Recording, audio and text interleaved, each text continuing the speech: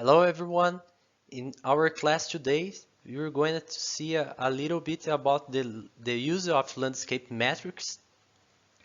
First of all, we will have a theory class, like 1 hour at least, about the theory and how to use what is the landscape metrics. And after our our class, we will have some practice with softwares and the real application of this knowledge in the GIS and how to work with this. In this first step of our class, we will have uh, a brief review about the land use and landscape ecology in general. We're gonna see some elements of the landscape. What is the landscape metrics and its applications? The database, softwares and plugins where you can work with landscape metrics. I will give you a practical example and some extra content with some papers and some studies that you can study by yourselves.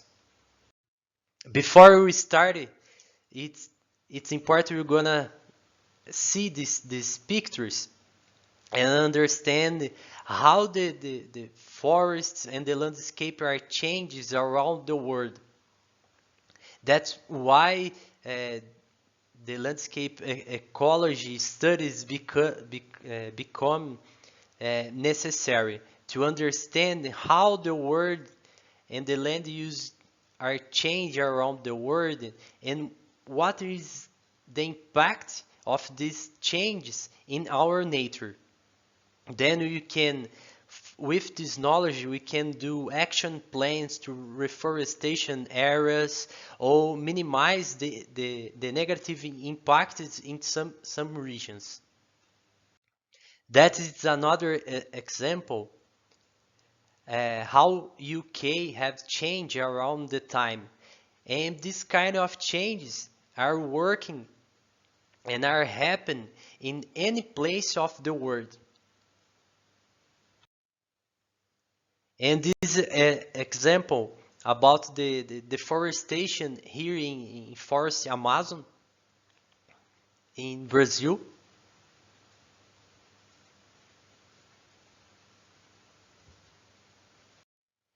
As you can see in this picture, the deforestation process or the changes of the forest areas to other kind of land use or land cover increases the modification of the natural landscapes, then give some different characteristics inside areas that have other conditions, for example. Then in this picture we have the deforestation in some area in Bolivia. Then inside this area that we have deforestation, we will have some different conditions from the original condition. Then inside this enters the structure of the landscape ecology knowledge to understand how is the impact of the areas and how you can understand better this kind of situation.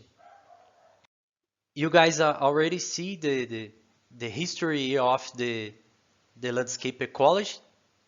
It started in mostly in the 87s, the studies, but we have some researchers that are the fathers of the studios as Richard Foreman and Michael Groudon.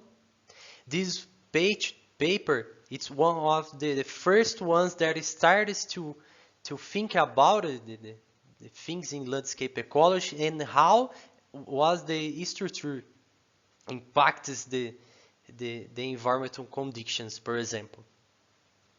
And inside any kind of landscape, in urban or natural or agriculture, we have main elements that are a part of the the landscape. For example, we have the matrix that are the main land use inside a, a landscape. We have patches that are fragments isolated around the landscape. We have the corridors that are fragments that have the characteristics to connect the patches or other fragments inside.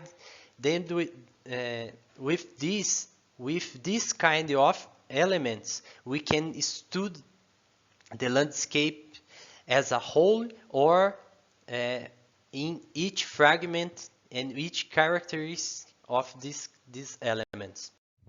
For example, in this picture, we have the connection of the corridors into the patches, and this structure inside any kind of matrix, in an urban one or in an agricultural one or even in a natural one. And here we have the same situation in another configuration. And again, the same knowledge, just for we understand better. We have a matrix here in green one that is the main element of the landscape in terms of area. Then we have patches here with isolate fragments around the landscape. And in this situation, we don't have corridors because we don't have any connection between these patches, for example. Then in this situation, we have a isolation characteristics of the fragments. This isolation, it's where the fragments that have not any kind of connection with the other ones. And for definition, patch, it's a nonlinear surface area differing in appearance from the surroundings. What does that mean? It's a fragment that is isolated for the others and have different characteristics for the main one. For example, we have a fragment of forest inside a urban area, for example. Then we have a patch. Its other characteristics, it's homogeneous area in terms of structure and composition, and we can name of this as a polygon. Then we have a agricultural area, then we have inside this area we have a polygon inside with a different kind of land use, and this is the patch. As a definition, patch is a homogeneous, non-linear area that is distinguished from the others around it. That is only an example. These small areas inside this landscape, as you can see, these are patches, for example. It's fragments with different characteristics from the main area. And corridors are typically linear patches with some attributes that connect some areas to another, for example. And by definitions, it's homogeneous linear area that is distinguished from the others around it. Normally, the difference in patch and corridor is that the patch is normally isolated and the corridor connects an area to another. And the matrix, it's a dominant patch type within the landscape. For example, is the main area of a landscape. As definition is the dominant unit in the landscape. Here, for example, we have a matrix. This is silviculture activity, for example. Then we have some patches here. And this area with the cuts, for example, it's a patch. And we have some corridors that connect some areas here. It's just an example. Then inside the levels of heterogeneity, we have three main characteristics of this kind of structure. That the landscape metrics are working in this kind of levels. For example, we have the patch level that we analyze the structure with metrics defined for individual patches, individual fragments. Then we can analyze these fragments separately. We have the class level, so they are metrics integrated of all the patches of a kind. For example, we have a urban class. Then we can analyze all the fragments of this kind of class of urban. Then we have a natural and forest class. We can analyze this separately, for example.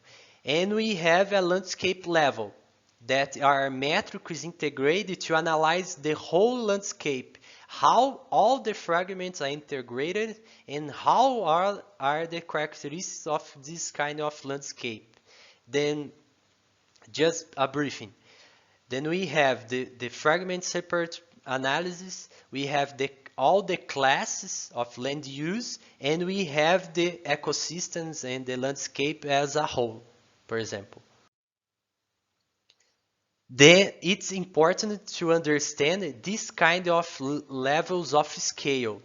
Then in landscape ecology, we can analyze this in fragments levels, for example, in local, in regional, and also in global characteristics. Then we can analyze these lines in big or small landscapes, or even in analysis, as the same knowledge of the biology, the ecology. For example, we can study the individuals, or the populations, or the communities, or the biosphere as a whole. Then, when we think about the landscape process, it's easier to think about the deforestation process. But this kind of situations also can happen in urban process when you have earthquake, for example. Then happen the destruction of a region, or even in agriculture situation when you have the cut of all the activities or the changes of a production to another. But here in our class we will also have the examples in a natural landscape, for example. Then we have a natural process and some activities, human activities give the deforestation in this area. And this kind of deforestation, or this kind of disconfiguration of the landscape could happen in different ways, for example. Then we have some special process that happen, are explained here in this picture. For example, we can have the perforation. It's a small fragmentation inside a forest, for example. Or we have the desiccation. It's cut a big fragment in 2 or 3, for example. Or we have the fragmentation process that cut all the forest in some fragments. Then we have different kind of fragmentation. For example, in the last 2 pictures. Then all this difference between the deforestation process are give different responses or natural qualities, or for the animals or the plants and the structure of the landscape as a whole. Then different situations will have different qualities in the landscape, as in observation of energy of that landscape or different kind of extruder. Here is the same process, but in color, one. Then, as you can see, different situations that could happen in a natural process with the fragmentation and this configuration of the forest. And when we have this kind of fragmentation process, or the transitions between a landscape and another, or a ecosystem and another, we have the edge process. That is the region that have the characteristics of both kind of landscapes and ecosystems, for example. Then we have the ecotones, that are these areas of the transition, and we have different kinds of ecotones and different kinds of transitions between the landscape or the ecosystems that have different characteristics in terms of animals and energies or plants, for example. And for a fragment, why this kind of knowledge is important? When you give a fragmentation in a fragment, for example, we will have all these characteristics we are seeing. We will have the edge effect, that are the borders of a fragment with another.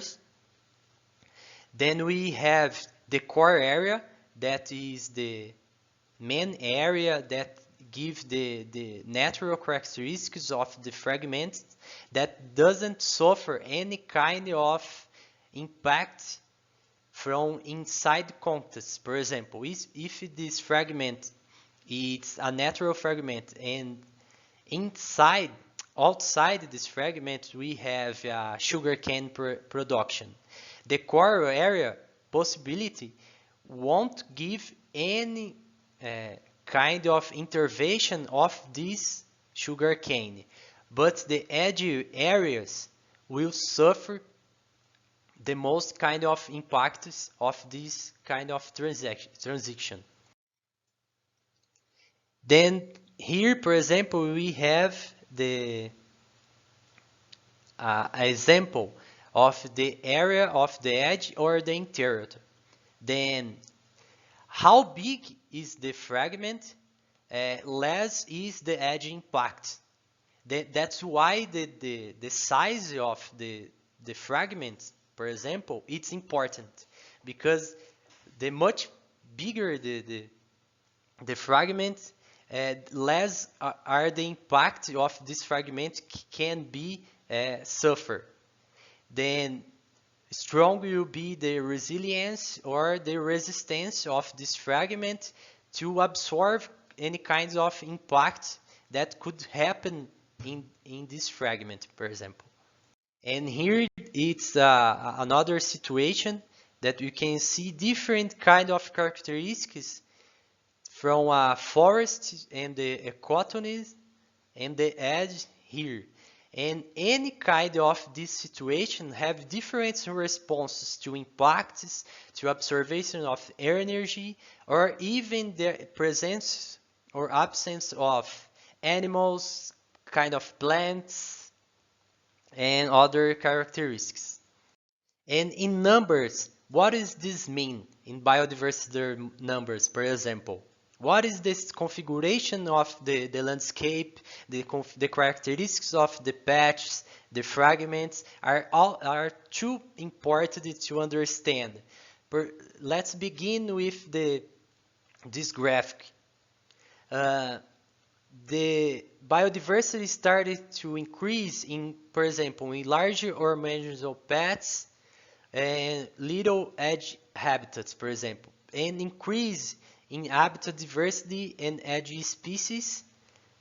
And the optimal, the best situation, it's a big patch, for example, with a low edge effect. and it started to decrease in landscape with a lot of fragmentation and a lot of human impacts or diversification of the characteristics of that natural landscape. And for example, if we bring this to animal situations, we will have the different kind of species have different responses to different landscape. Some species that decrease your area of interest if the landscape is too many fragmented. Some species responded the same way, or some species have better characteristics in different kind of landscape. Then the structure of the landscape is totally related to the environmental quality and the animal's presence or absence in some kinds of landscapes. Then in this context of the landscape knowledge, we have the landscape metrics that by definition, the term landscape metrics refer to indices developed for category mapped patterns. What does that mean? The landscape metrics are algorithms that quantify specific spatial characteristics of patch, classes, or entire landscapes. This kind of algorithms and index are equations to analyze the qualitative and quantitativity, the characteristics of this structure of the landscape. There are many quantitative measures of landscape, including the proportion of the landscape in each patch, patch richness, patch evenness, or patch diversity, for example. Because of the many ways in which diversity can be measured, there are literally hundreds and hundreds possible ways to quantify the landscape. We will see better this, but there's a lot of metrics that we can apply in landscape to analyze the different situations. Normally, what do researchers do with all this kind of information? They select the best index, the best metrics to analyze what you want to give about the response in this landscape. Inside these hundreds of terminologies and possibilities and situations, I separed some ones to give you some examples. For example, the proportion abundance of each class. It's one of the simplest and perhaps most useful piece of information that we can derive is the proportion of each class related to the landscape as a whole. For example, how is the proportion of the sugar cane or the forest or the citriculture in a landscape as a whole? The richness, it's the number of different patch types. It's how many kinds of land use and land cover I have in some landscape. The evenness, it's the abundance of different patch type related to the landscape as a whole, for example. The diversity, it's the measure of richness and evenness and can be computed in various forms at the Channel or Simpson index. It's related to the variability of the kinds of land use and land cover it's in a landscape. Other situations, for example, it's the patch size and the density. It's the size of the fragment and how is he distribute in the landscape, for example. Patch shape complexity.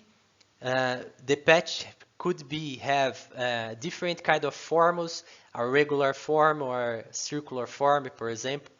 And this kind of patch will give different, as we talk, will give different response in the characteristics of a fragment, for example. Core area, as we talk about, it's the interior of a patch, for example. Just to remember, patch and fragment could be used as the same meaning. The isolation or proximity of a fragment, if a fragment is isolated for the others with the same characteristics or have a proximity, this also gives different response in the landscape. The contrast of a landscape, for example, refer to the different almost patch types. How is the organization of a landscape? How is the design of a landscape, for example? The dispersion refers to the tendency for patches to be regular or not regular. It's the characteristics of the patches. The contagion or in dispersion. It's a tendency of patch types to be together or separately around the landscape. The subdivision refers to the degree to which patch type is broken up and separate in a lot of ones or in 2 or 3. And the connectivity analysis could be refers to the function connections among the patches. How is the connectivity in this landscape? The fragments are connected or are not connected. These examples, it's just some situations that we can see in the landscape. There's a lot of ones, another different ones, but here we have just a little bit information. In our practice, we will have some specific characteristics that we can find and study better. And try to fix all this kind of landscape ecology situation and landscape metrics analysis in this kind of configuration with all the elements together and work. Then we can analyze all the elements together or the elements separately, the fragment analyzed together or each fragment separately, or even the class as the same. And these are examples that metrics that we can analyze to analyze the area, for example. And we can analyze the area in different scales, in fragment scales, class, or fragments scales. Then we have the abbreviations, that is the same abbreviations the softwares, the plugins use in them. There's another example, but metric is to analyze the fragments here, or to analyze the edge, or the shape, or the fragments, or the class. The metric is to analyze the central area or the area core. To analyze the diversity of this landscape. As we talk, we have thousands and metrics and explanations and reference. And we have the equations for this analysis. In the past, they used to use these equations by hand, but now the softwares, we will see that we put our information in the softwares, and we choose which metrics we will apply, and the software calculates for us automatically. But we need to understand in these metrics, we also have a lot of kinds of equations and calculus to understand this and to apply this method. Now I will give you some examples of the metrics. In the first picture you can see the patch size, the mean patch size is 8.5 because we can see small patches in the landscape, for example. And in the other one, we can see the median patch size is 31 because we have more bigger patches inside the landscape. For example, the edge diversity, the edge density, for example. With a lot of small fragments, the edge effect is bigger than when we have big fragments that have a low edge effect, for example. And the characteristics of the first landscape and the second are totally different, for example.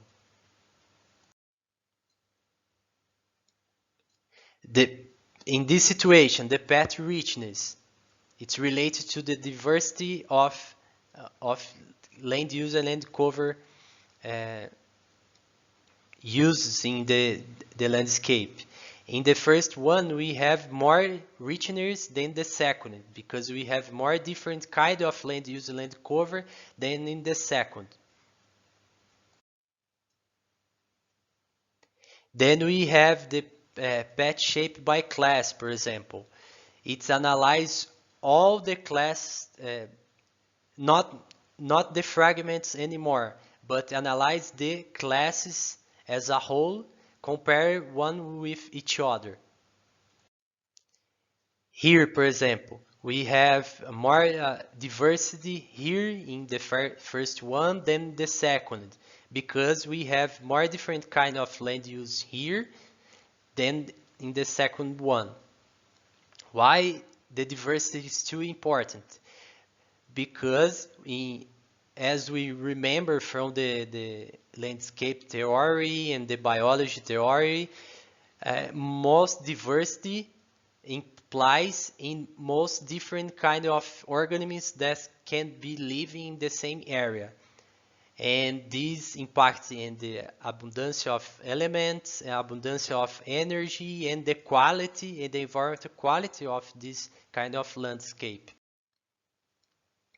Then you can also analyze the isolation or fragmentation of the fragments, for example. If the patches with the same characteristics are close or separate from each other. These are a summary that the software will be working, that the patch analysis statistics summary, that you can see in the software. We can also have these different situations that the software analyzes. For example, we have area metrics, patch density and size metrics, edge metrics, shape metrics, diversity metrics, for example. Also in the softwares, we will see this kind of classification to help the researchers to analyze better and choose the correct metrics to analyze the landscape. And these choose will be different with the studies, because some studies want to analyze a specific situation and another specifics. Then will depend the kind of situation the researcher wants to analyze.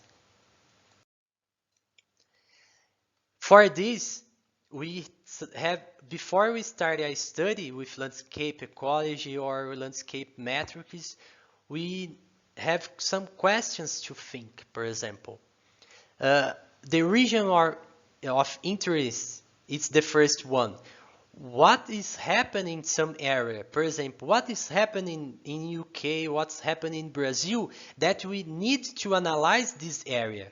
Why we will study this area? That it's important to understand what's going on. And the second one, what we want to analyze in this region? What is going on, but what we want to see? We want to see the connectivity, we want to see the size of the fragments, we want to see the core area. And this question will help us to understand what metrics analyze. How we are going to do this? Using landscape metrics or social index or other kind of analysis. How we are going to do this? What will be the good metrics to respond our questions, for example? Then we have these three singular questions: where to analyze, what to analyze, and how are you going to do this, for example. As we talk, there's a different kind of index and metrics. And the researchers need to choose the best ones to explain the different situations.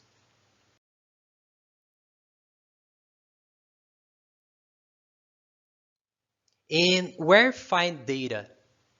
We can produce our data by ourselves using satellite images, using field studies, but also you can find some data in governmental agencies or also in study groups, for example, that are already work with this kind of knowledge around the world. In Brazil, for example, we have a Mapa Biomas project that shares some land use and land cover analysis here in Brazil that we can use to apply the metrics. In United States, for example, we have the USGS platform that share also information about US. In Europe, we will find the Corini project, that is the Copernicus project that shares some land use, land cover information about some countries in Europe. UK is inside this project. And also, for example, in Asia, it's a little bit difficult to find, but we will also have some data about the land use and land cover. And we have a lot of different softwares, a lot of different plugins to use to apply the landscape metrics. In ArcGIS, for example, we have the patch analysis. It's a plug that we can install in ArcGIS to apply the landscape metrics. In QGIS, you also have some plugins. One of the most softwares that is not a plug but a software, it's the FragStats. It's one of the first softwares that were used for this concept. And also we have the operator inside the GIS. For example, the raster calculator. We can put our information in the software and apply some equations by ourselves and have some responses too. Also, we have in other softwares, for example, by R, that we can produce a script to analyze our landscapes. But we are going to work with patch analysis. That is a plugin in ArcMap, in ArcGIS. But in our class, I'm going to give you also a video that works in QGIS. That is a free software that you can also do the same analysis. And I know at first look, it should appear a little complicated and with 1,000 of equations or situations that we can analyze, but in the practice will be more easier to understand, and to see how this works. That's why I'm bringing here an example that I studied. We did here in Brazil, in our city, that it's named Analysis of the Landscape and Environmental Quality in São Carlos, São Paulo, Brazil. In this study, we apply some landscape metrics to analyze the quality of the fragments inside our city. And with this study, we will see some numbers and also some maps that we can analyze the quality, not only in a statistical way, but in a visual one. That it's important, for example, if you are working with governmental agencies, or you want to see to the public agents, like people and stakeholders in anywhere, and show how are the quality of the landscape. And as an introduction, is the same we talk about in my presentation, with the intensification of anthropic pressures in our city, for example, the intensification of the sugarcane production. We are seeing a process of replacing of natural landscape by other kinds of land use. And we don't know what is going on in our landscape, for example. What is the impact of this transition to nature? Then the physical planning based on socio-economic and environmental perspective, it's very necessary. And in this way, there is a need to analyze the changes to understand the natural landscapes over the time. And we are using the geographic information systems to understand this kind of situation. Then I'll give you the examples of two indexes. One is related to one paper, the evaluation of landscape naturals in São Carlos, and where you apply some index to analyze the landscape as a whole, with all the land use and land cover classes, all the fragments together. And in the second one, we analyze the evaluation of the ecology sustainability. We apply some index only in the natural fragments, in the forest fragments, to analyze the quality of these fragments in the landscape. The data structure. In that time, I did this work 3 or 4 years ago. I used the ArcGIS 10.2.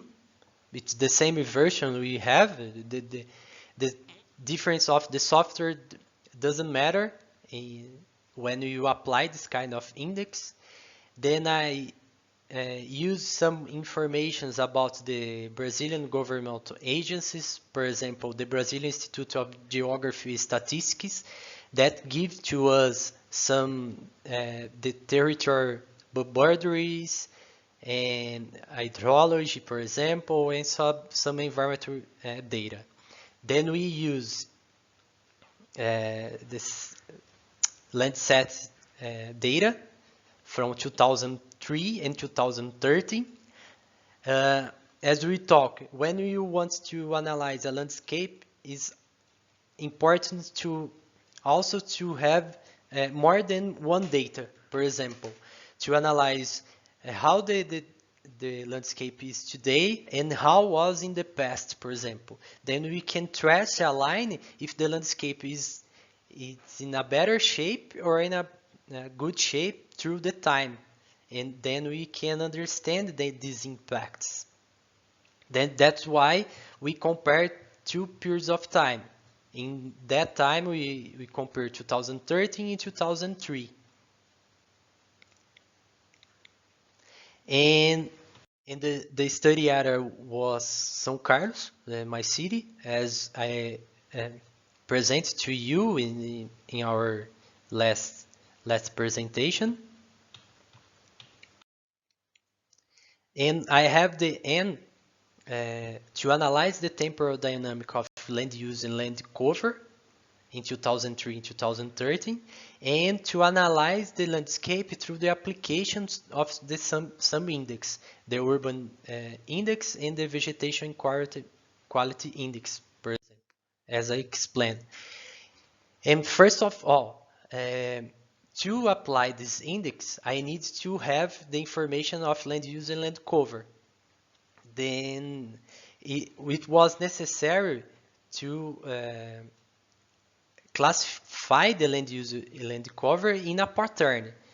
And in Brazil, we have the land use manual from our Institute of Geostatistics. Then I based all the kinds of land use and land cover from this to have the same pattern of other studies, for example.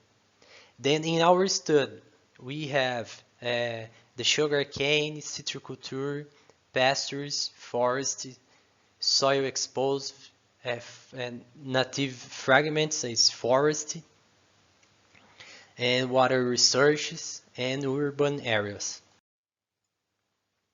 Then we apply some index in this land use and land cover to analyze the landscape through the metrics. In the first index, we analyze the urbanization areas with urban area and agricultural areas split by natural areas, for example, the natural vegetation, the water bodies. Then we have, for each fragment, we have some numbers to analyze, for example. These are the land use land cover classification for 2003 and 2013, and with these two data, we apply the indexes in this data. They have the information. But before the index, we also have the comparison of the land use land cover in 2003 and 2013. And you can see in urban areas we have an increase of 0.3%. We also have an increase of 2,000 hectares of agricultural activities and a decrease of 3,000 hectares in 10 years of the region. And this picture is the application of the urban index, for example. The white areas are fragments with good shape of environmental quality, for example.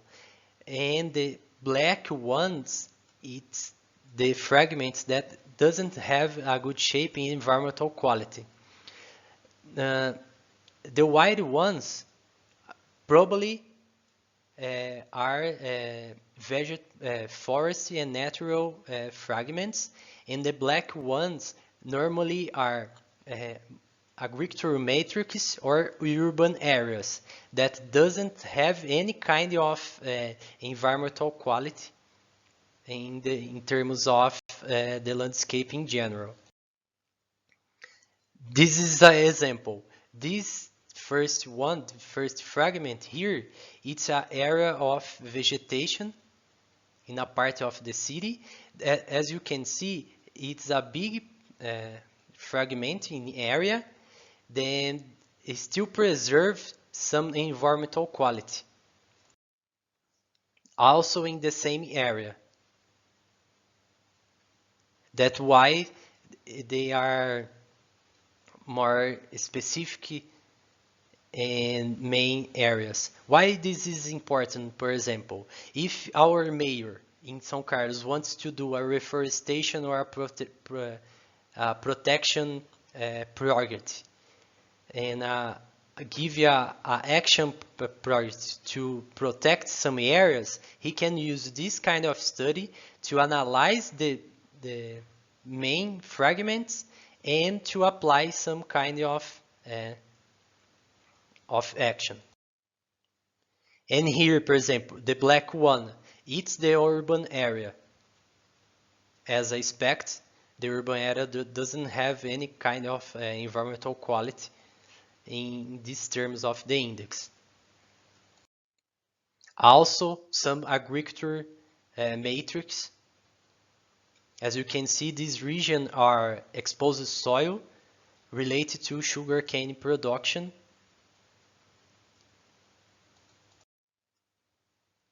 And also you can see how the quality of the landscape could be increased or decreased through the time.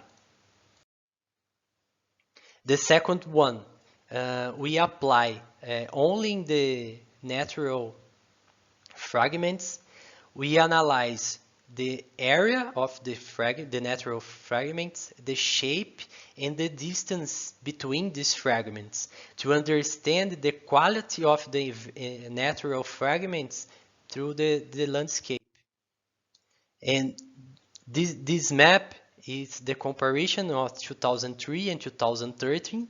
Remember, these two fragments here in red are the same white ones we see in the other index. Then we can confirm these fragments are the main natural fragments in our study area. This is just a picture you guys see. And in this index, it's analyzed the shape and the connectivity of these fragments and the density of these fragments around the landscape. And we also can understand how is the quality of these fragments are changing around the time.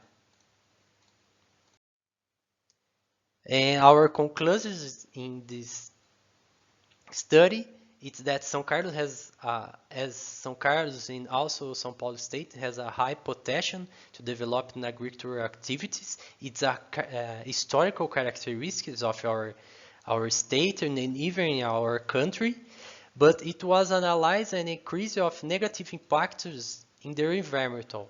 Then we can see an impact through the time in the nature. Then I'll give you some extra context. It's some papers, some studies that can you study by yourselves. The first one is this website that have a lot of definitions about the terms and the knowledge is used in landscape metrics. The second one, it's a journal as a whole. It's the Ecological Indicators. It's an open access journal that the main interest area is to publish studies related to the application of ecological indicators to analyze the landscapes. You can also find a lot of different possibilities and studies. You can also read this paper named Landscape Metrics and Indices, and an overview of their use in landscape research. It's an introductory paper about how can you use the landscape metrics to analyze the landscape and apply landscape ecology. Also in this video on YouTube, you can understand better the discussions about landscape ecology and landscape metrics. And also in this video, the same. And there are some references you can research and read about it. I would like to thank you guys for this time, and I'll see you in our practice activity.